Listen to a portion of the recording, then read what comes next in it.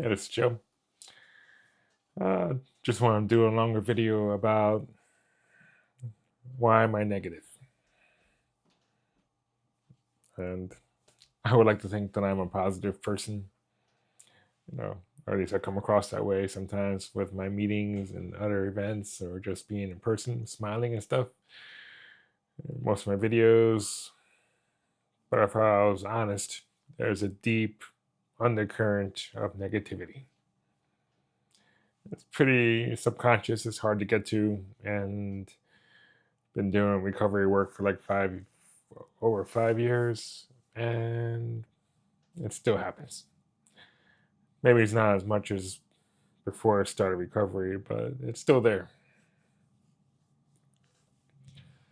I think it affects how I come across in person at events or my ACA meeting or my videos or even in racquetball. There's like some incongruency between how I come across and how I actually feel deep down.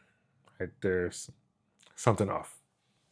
And maybe I'm just making maybe I just have the hair trigger that just causes to happen when I believe certain events happened or certain things go a wrong way, and suddenly I can go into that negative spiral.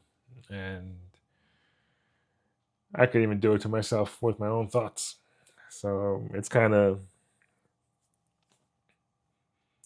like a hair trigger, and it can happen at any time.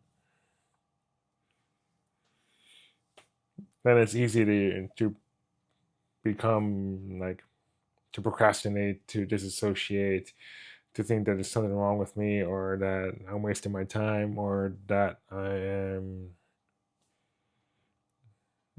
I did something wrong. And it's harder to enforce boundaries from that kind of place because, I need to catch up, I need to fix, I need to do something, or I need to people please or whatever, fall back into old patterns instead of really focusing on what's going on.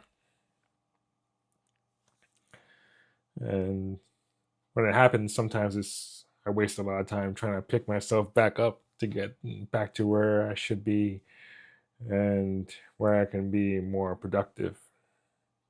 And if you ever try to lift up a negative person, it's hard because they want to stay down and they get really heavy when you try to pick them up.